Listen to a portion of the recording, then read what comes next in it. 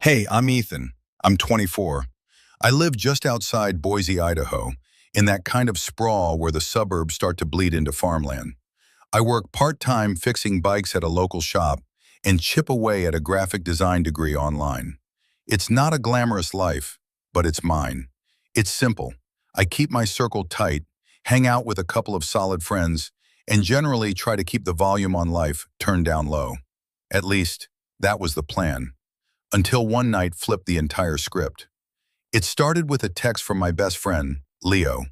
We've been attached at the hip since freshman year of high school. Same cross-country team, same sarcastic sense of humor, same allergy to pointless drama.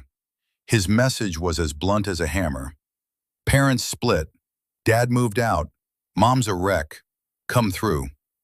No emojis, no context. Classic Leo. So I drove over. I'd walked through that front door 1,000 times over the years, but that night the air was different. The lights were dim. The usual roar of a football game was absent. The silence was thick, heavy. Leo was slumped on the couch, looking like he hadn't slept in a week. He barely glanced up. "She's in the kitchen," he muttered. I nodded and walked in. And there she was, Claire Morrison, Leo's mom.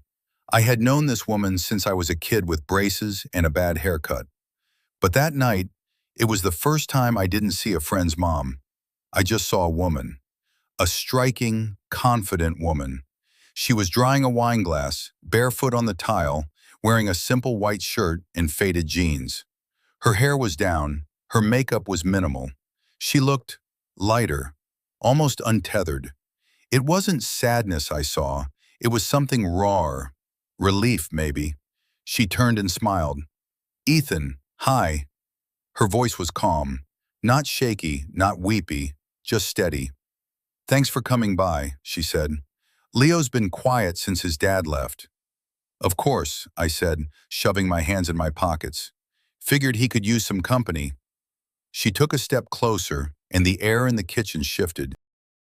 "So could I." I let out a nervous laugh, brushing it off. "Well, I'm here." "I know."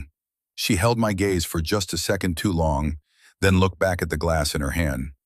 "You want some tea or something?" "Nah, I'm good." She leaned back against the counter, facing me fully now. "You're always so polite, Ethan, so quiet, but I have a hunch there's a lot more going on behind those eyes than you let on." I smiled, feeling a little exposed. "Maybe." She laughed, a real laugh. "Maybe. You always say that." Did I? Before I could unpack it, Leo's voice cut through from the living room. "Yo, you coming to play, or are you just going to stand there talking about tea?" I shot her an apologetic look. "Duty calls." She smiled again, but this time it lingered like the final note of a song. "Nice seeing you, Ethan." "You too." I walked out of that kitchen with my heart beating faster than it should have been. I told myself it was just the weirdness of the situation. A house in mourning. But if I'm being honest, it was her. She smelled like vanilla and something floral I couldn't place. And it was the first time she'd ever just called me by my name. No honey, no sweetie, just Ethan. That night, Leo and I played video games for a couple of hours. He wasn't chatty, and I didn't push. We were mid-race when he suddenly paused the game, turned to me, and said, "Hey man, real quick." "What's up?" "Just, don't be weird around my mom." I blinked. "What are you talking about?" He shrugged, keeping his eyes on the screen. "I don't know. She's been acting different since the split. Kind of flirty. I've seen it with the grocery delivery guy, the neighbor, even my uncle last week. Just don't feed into it, bro." I laughed, maybe a little too hard to be believable. "Dude, it's me." "Exactly," he said, hitting resume. I wanted to say something clever, but the words just spun in my head. "Don't be weird around my mom." The irony was, I hadn't been the one being weird. She was first. 2 days later, I was back. Leo texted, "Pizza's here. Come through." Same house, same low lighting, same heavy tension. Except this time, Claire answered the door. She lit up the second she saw me, not with a polite, neighborly smile, but with something warmer, something that felt like a secret. She was wearing a fitted navy blouse and her hair was tied back. She didn't look like a woman grieving a 20-year marriage. She looked like she'd just gotten her life back. "Hi again," she said, stepping aside. "Twice in 1 week. I'm honored." "Leo invited me," I said, keeping my tone flat. "Safe." "Of course he did," she replied, closing the door slowly behind me. I walked toward the kitchen, but I could feel her eyes tracing my back like a searchlight. Leo was already mid-bite, a string of cheese hanging from his chin. "Took you long enough." We ate in silence for a minute. Then Claire walked in, poured herself a generous glass of red wine, and leaned on the counter opposite us. Her eyes were on me more than her son. "You boys doing anything special tonight?" she asked. Leo grunted. "Movies, games, same old." She turned her gaze back to me. "You always did like staying late, Ethan." Leo's head snapped up. "Mom, what?" She feigned innocence, taking a slow sip of wine. "I'm just saying, he was always the polite one, respectful, sweet." Leo rolled his eyes so hard I thought they might get stuck. "Yeah, okay." She chuckled and walked out, leaving a trail of vanilla in the air. I was frozen. Leo narrowed his eyes at me. "You see what I mean?" he said. I didn't answer. We played a co-op shooter after that. I was a terrible teammate. My focus was shattered. Every creak in the hallway, every shift of weight on the floorboards, I was listening. Halfway through the match, the door cracked open. Claire leaned against the frame, watching the screen for a moment. "Ethan," she said softly, "when you get a sec, can I show you something in the laundry room? The machine's making a weird noise." Leo sighed loudly. "He's not your handyman, Mom." "It'll take 1 minute," she smiled sweetly. "Just need a second opinion." Leo paused the game. "Go," before she makes it weirder than it already is. Too late for that, I thought. I followed her down the hall into the small laundry room. She closed the door behind us. The space was tight, warm, and smelled like dryer sheets. She stood by the machine, but she wasn't looking at it. "I just needed to talk," she said quietly. "About what?" She took a breath. "I needed to talk to someone who doesn't see me as a broken woman. Someone who doesn't judge me for the divorce. Someone who just listens." I nodded slowly. "I can do that." She looked up at me, her eyes soft but searching. "You're sweet, Ethan. Always have been." Then she reached out. Her fingers brushed against the inside of my wrist. Light as a feather, but it anchored me to the floor. "I'm not trying to be inappropriate," she whispered, "but I can tell you feel it too. This, whatever it is." I pulled my hand back gently. "Mrs. Morrison." "Claire," she corrected. I swallowed hard. "Leo's my best friend." She nodded, and there was a genuine sadness in her eyes. "And I respect that. I really do. I won't cross any lines." She paused, holding my gaze. "Unless you do." My heart was a drum line in my ears. She stepped back, smoothed her shirt, and opened the door. "Thanks for checking the machine," she said, loud enough for the whole house to hear. I walked back to the living room, feeling like I just sprinted a mile. Leo looked at me. "You good?" "Yeah," I said, my voice cracking. "Lint trap was full." He squinted. "Sure." We finished the night, but it wasn't normal. Not anymore. Something had shifted in the foundation of that house, and I was standing right on the crack. The next day my phone buzzed. "Claire Morrison, thank you for listening. You have no idea how much that meant. Let's talk again sometime, privately." I stared at the screen. My stomach was in knots, but my thumb hovered over the keyboard. I didn't reply right away, but I didn't delete it either. I waited 3 days. I told myself I was being strategic, careful. But the truth is, I read that message 24 times. Every time I read it, I felt the pull of a riptide, dangerous but magnetic. Finally, I typed, "Hope you're doing okay." Her reply was instant. "Come by tomorrow around 6 o'clock. Just us. I'll cook. I stared at the screen. What about Leo? Working a double shift. Don't worry, just dinner. I showed up at 6:07. I'd spent 5 of those minutes sitting in my car, engine off, debating if I should just drive away. She opened the door before I could knock.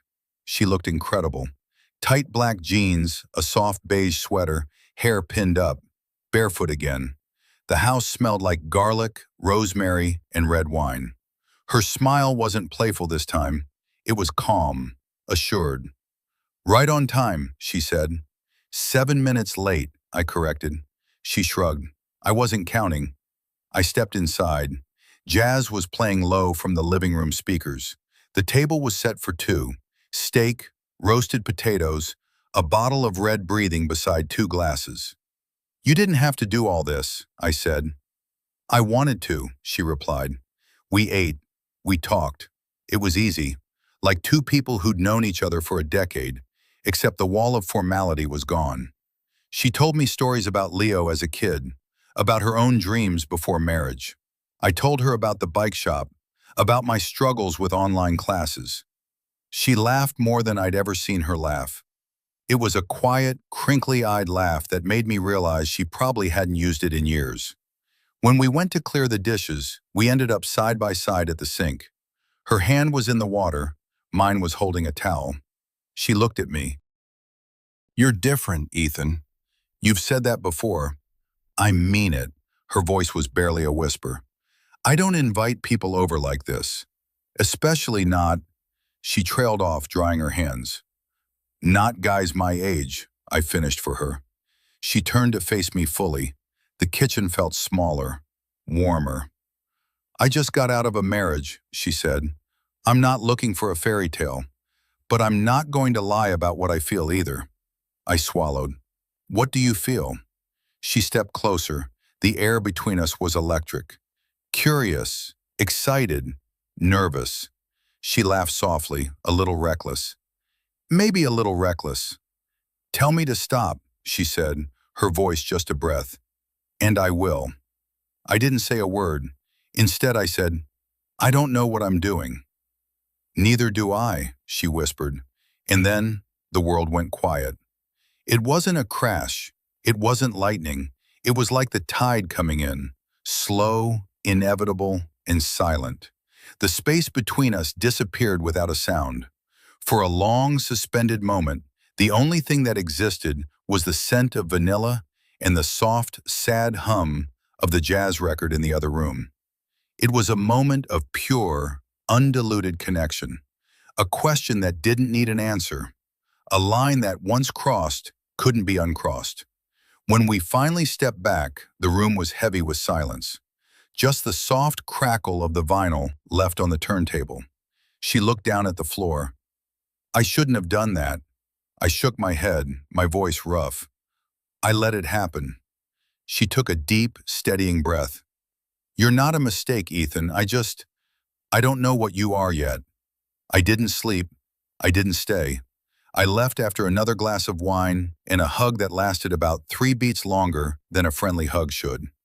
As I walked to my car, she stood silhouetted in the porch light, arms crossed against the chill, watching me go. By the time I got home, the text was waiting. Claire Morrison. Let's not pretend this didn't happen. But let's not tell anyone it did. I typed back, deal. The next few months were a high-wire act. On the surface, nothing changed. I was still Leo's best friend. I still crushed him in racing games. I still sat on that same worn-out couch.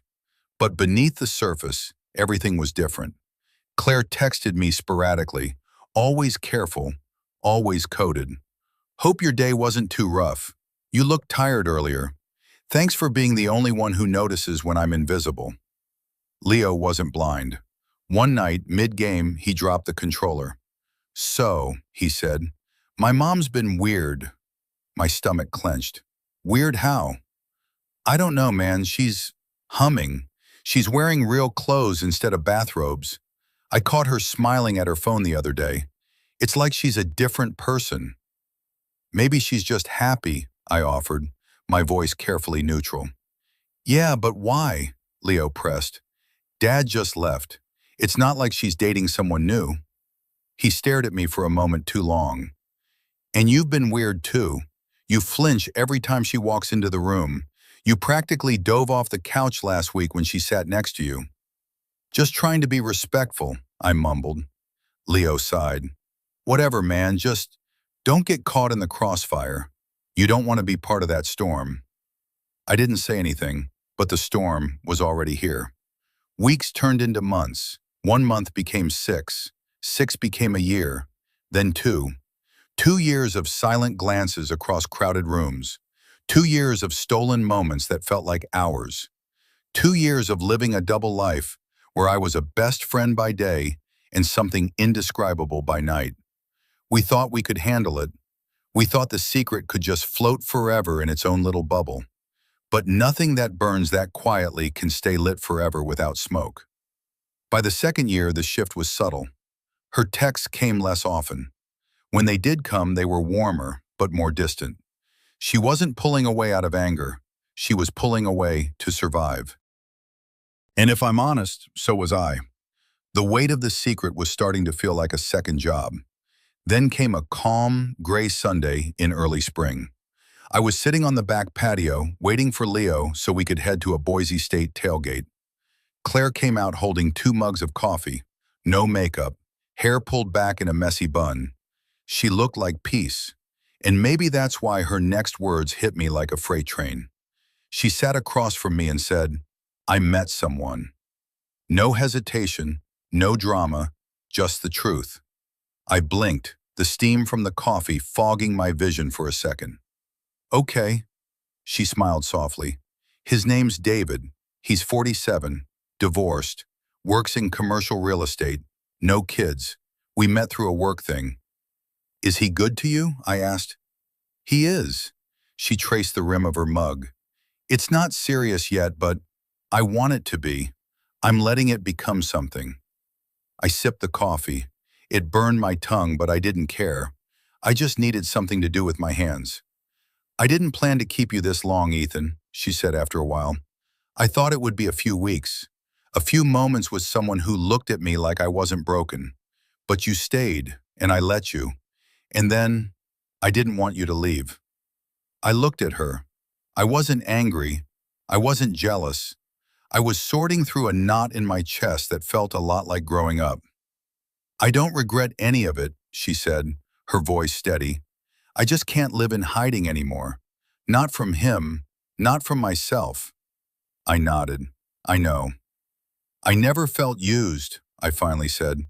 "Not once. You mattered to me, Claire. This mattered." She nodded, her eyes glistening just slightly. "I'm glad it was you." We sat there in the quiet, watching the wind push the clouds across the Idaho sky. She stood up. "I'm going to pull back now," she said, slowly. "I have to try to be whole again." I stood up too. "I know."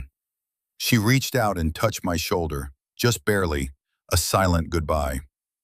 "I'll always care about you," she said. "I'll always remember this," I replied, and we both meant it. After that morning, the rules changed. No more late texts, no more kitchen chats when Leo was out, no more just dropping by.